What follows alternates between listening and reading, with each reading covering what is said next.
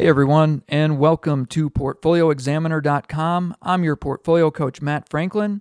Thank you for being here. And today I just wanted to take a few moments to show you how to build a sample portfolio on our website. So when you arrive at our website, you're going to land on this home page and you'll see a couple graphics. And then down at the bottom, there's a button that you can click on in order to build a portfolio. Now, before I do that, I just want to point out to you that there are a few other sections in here. There's a Learn More section where you can learn all about this process. And then there's also a Sign Up and Log In section here at the end. So going back to the home page, when you scroll down to the bottom, there's a button here that says Build a Portfolio. So go ahead and select that. Then when you come here, you're going to see our landing page with a simple graphic here about not making things complicated. And that's really kind of the core of our whole training program that we have at portfoliodegree.com and the essence of what we're trying to get you to learn here. So let's get into it.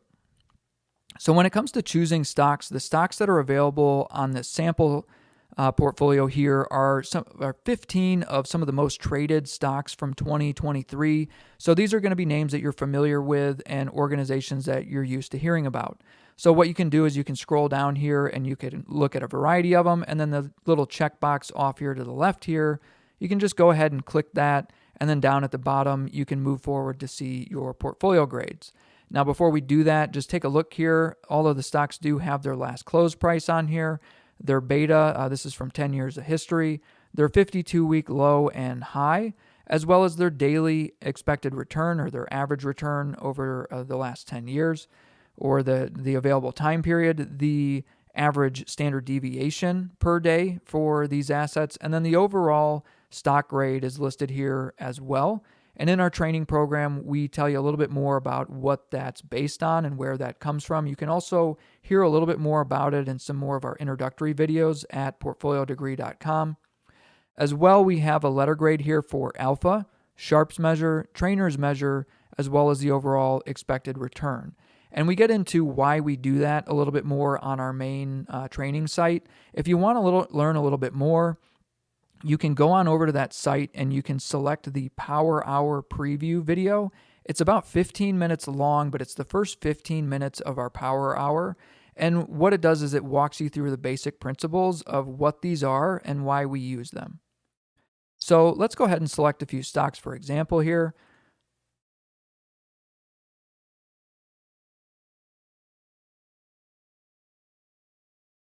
Okay, that's 8 right there. So we're going to go ahead and click the button at the bottom here that says See Portfolio and give it just a moment here. And then what it's going to do is it's going to show you your portfolio. So these are the 8 stocks that we selected and a lot of the metrics that you saw on the previous page. However, there is a new metric that was added here, and what we call it is your portfolio grade. So each asset receives an asset grade and a portfolio grade.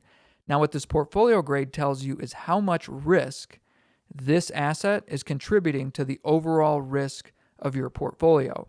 So an asset that is very low risk is going to have a high grade or an A or an A+, and the asset that is the riskiest or are the riskiest are going to be designated with the letter R. Now just to be clear, one asset being an A+ and another being an R isn't necessarily a good or a bad thing. It's just helping you understand that as you're adding assets to your portfolio, which ones are contributing the most risk. And then what it helps you do is, say, for example, you see this asset here that's been designated as one of them with the most risk. Now what you can do is you can go back and take a look at this industry or this sector to see, are there other organizations that are out there that might work with the other assets in your portfolio a little bit better. And that's one of the main principles of our training program, that is understanding these grades and how they change, and that they can change as you're adding and removing assets to your portfolio. We also help you understand that, just because you want to go out there and buy stocks, not all stocks, when paired together in your portfolio, will always produce that sort of combined performance that you're looking for. And these letter grades help you understand, where that risk is going to come from and which ones are likely going to push your portfolio in a direction that maybe, is not really your objective or your goal. So once you get to this point and you've seen your portfolio grades and you're good with them, you could always go back and select new assets, but say we're okay with these ones. We're going to go ahead and click the Optimize button. And then what the computer is going to do is it's going to generate a random set of weights for including these assets over 1,000 different times. And it's going to test all those different combinations, and it's going to show you what's called the optimal portfolio, or the weight set that came from the portfolio that had it's called the highest slope on the capital allocation line, which just is a fancy way of saying the portfolio that produced the most return while taking on the least amount of risk, which is what you should be aiming for. So now this is going to show you the particular weights, and a lot of times what you'll see is the risky or riskiest assets tend to get some of the lowest weights. So if you have assets in your portfolio and they're designated as the riskiest or have a lower grade there than you were happy with, understand by the time you get to the optimizer, it's still going to include them in your portfolio, but the optimizer is going to help you mitigate that risk and bring it down so that way you're not taking on anything unnecessarily. But a lot of times, not always, but a lot of times with these portfolio optimizers, that's what you'll see is it takes the riskiest assets and it makes it some of the smaller portions of your portfolio, which is really what you want. You still want to be able to own the company, to own the asset, the stock, but ultimately, you want to be able to minimize the risk in your portfolio and take on larger shares in the organizations that are going to be performing better for you over time. So here's your optimal portfolio, or what would generally be referred to as your risky portfolio. So at this point in the process, what we allow you to do is apply a concept called risk aversion. And risk aversion is essentially just understanding how to weight your assets between risky assets or stocks and risk-free assets, or things like bonds or cash or CDs, things of that nature. Risk-free assets a lot of the times get debated within the finance community in terms of what should and should not be included in there. So just know that that's pretty subjective. However, we want to get you to understand that applying risk aversion is really where the financial planners and stockbrokers and individuals that work in that industry can really come in and help you out. Because when you go out and you reach out to them, if you just reach out to them from the perspective of, hey, I want to invest in this stock portfolio, help me do that, they might be able to refer you to a couple different platforms, but they're probably going to discourage you from doing that and encourage you to instead invest in like an ETF or some type of index fund or something of that nature, and tell you to just kind of stay away from it. It's really not for everybody. So essentially what we're trying to help you do is get through that conversation and learn how to get what you want, but ultimately do it in a way where they can get some of what they want too, which is selling you a product, because that's their business and you're sitting in front of them and you have money to invest. So ultimately what you can do when you're applying risk aversion is you can leverage those individuals in those positions, and you can go in there and say, hey, I want to make these investments from a stock standpoint, but before I go ahead and do that, which I'm looking for your advice on that, but I also want to invest this portion of my portfolio in risk-free assets. And really why I came here today is because I want to hear more about your product offerings and how they fall into that risk-free portfolio. Now what you've done is you've engaged them from the perspective where they understand that they have a customer sitting in front of them, somebody that they can sell stuff to, that they can develop a good rapport and relationship with, where they want to invest in the products that they're offering. But at the same time, they get an opportunity to talk stocks with you, which is something that generally they don't really get that opportunity because it's not something that they typically make a lot of money off of. So, they're more going to steer you away from those products, not only because they can be inherently risky, but because, they generally have things that would work out better for you. But understanding where you're coming from, it's a lot easier for them to work with you. And then what you'll find is that they will be willing to give you advice on the stocks that you want to include in your portfolio, because now that's just part of the transaction that they're engaged with. They'll probably also be a lot more willing to offer you ideas about which types of platforms you can leverage and which would be best for the situation that you're in. And by developing those relationships and building that community, you're going to be able to benefit by having that at your disposal. So that way it's not you managing your portfolio. It's you understanding how to manage your portfolio, having that foundation of those educational principles, and then having the confidence to know how to work with the individuals in the finance industry in order to get that benefit, to get that desired outcome that you want, and ultimately have that control that you want to put over your portfolio. So that being said, how do you find your risk aversion score? Part of the portfolio degree training program is a website called riskaversionquiz.com. We'd encourage you to navigate over there. It's totally free. You can send the results to your email address and you can see everything right there. So for the purposes of this example, let's go ahead and say that we scored a score of 16, which indicates that we're moderately risky. So we go ahead and click the button that says apply risk aversion, and then we can see our results. We'll see this little thermometer chart up here where you can see 33% of the portfolio should be in risk-free assets and 66.7% should be in risky. And then what it's showing you here is what your new risky portfolio would look like and where those weights would fall within the portfolio. Now, at this point in the process, you're probably wondering, well, okay, so we've got the risky portfolio. I know how much to put in risky. I know how much to put in risk-free. But okay, how do I invest? So this is the point in time where we allow you to go ahead and plug a number in there. Say you want to invest $40,000 of your money. So you go ahead and you can type $40,000 in this text box, and then you click the button that says see final result. So now it's going to take you to the final page where you can see the portfolio size that you indicated. It's going to go back and test this portfolio over time to determine what was your average daily return over that time period, what was the average standard deviation. And then it's also going to calculate the portfolio's Sharpe measure, which is something that we teach you about in the training program. And it looks from all of the assets that are available to you and where does the Sharpe measure for the portfolio fall within the available assets that you can choose from. And in this particular instance, you can see that it's a B+. So it's just a frame of reference for you to understand the type of vehicle that you built and kind of where it falls within the range of assets that are available to you to invest in. And then from there, you can see your risky portfolio at the recommended percentage, and it tells you the dollar amount right here based upon your total investment.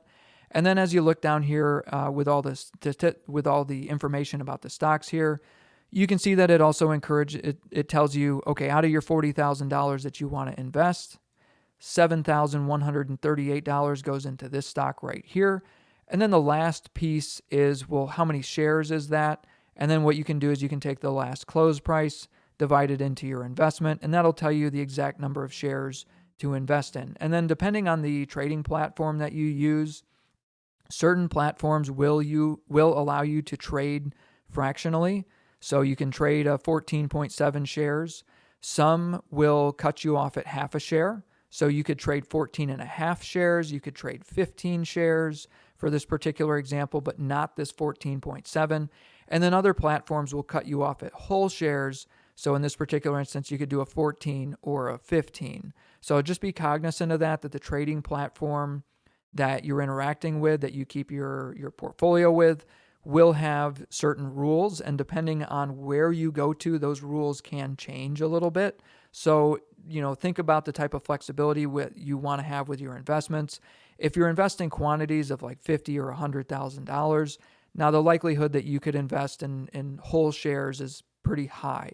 But if you're just new to investing, you got $500 and you want to throw it into a small portfolio and get started, then you're going to want one of those trading platforms where you can either trade in fractional shares, or what you can do is just purchase the shares up until you kind of maybe see how much a $1,000 portfolio would have in each of them, and then just start buying shares as you contribute more to your portfolio in order to build up to that optimal portfolio when you get to larger amounts. But ultimately, picking probably the fractional shares would be the easiest way to approach that. But it's up to you, and it's up to the kind of account that's going to work best for you based on your needs.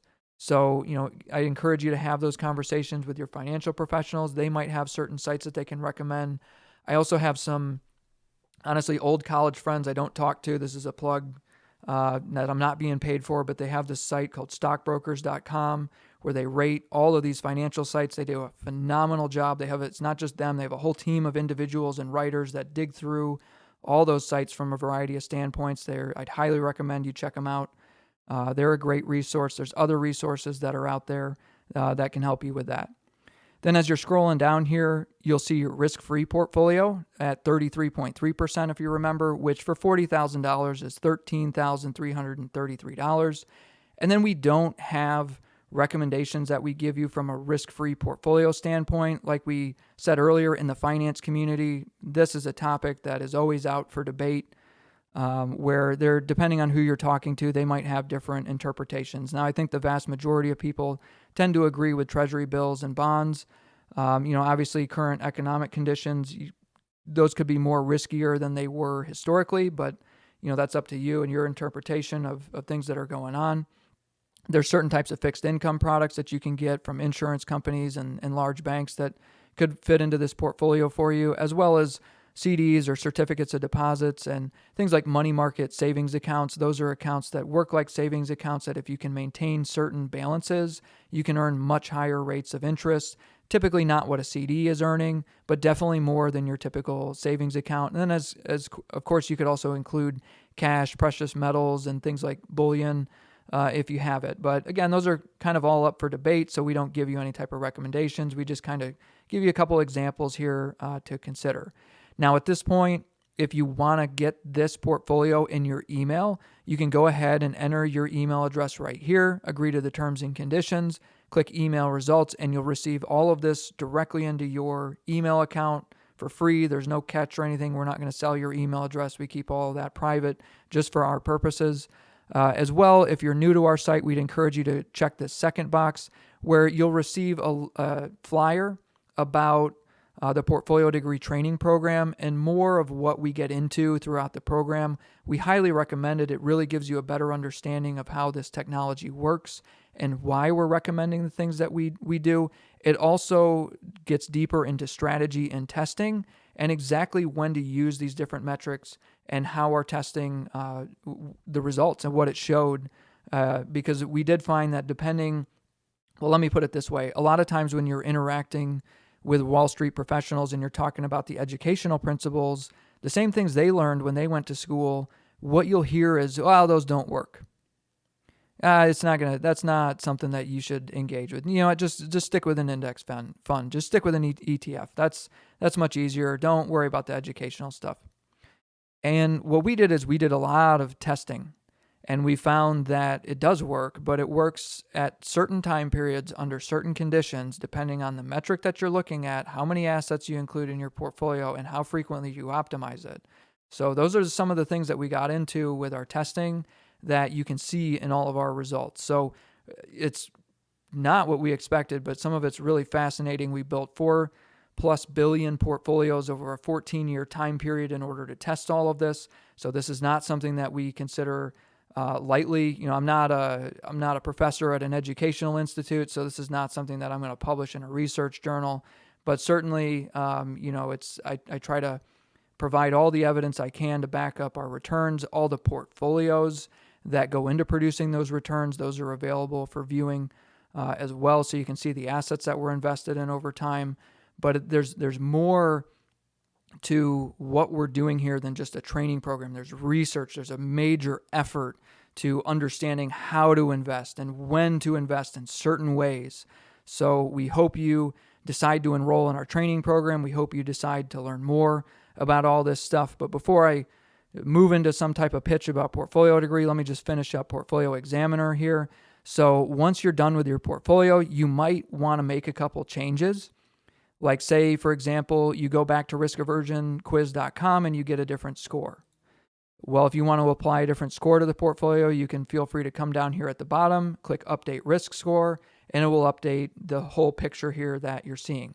Maybe you want to change your investment amount. Maybe you originally dropped in $40,000, but maybe the reality of what you can actually afford is actually $4,000. Or maybe you think this is cool and you want to test it out before you really, you want to dip your toes in the water. You don't want to quite jump in. So now you're considering actually moving forward with some of this stuff. Of course, we'd encourage you to always speak with financial professionals and have those conversations before you make any investments, because what's going to work for you is going to be different than what's going to work for other people.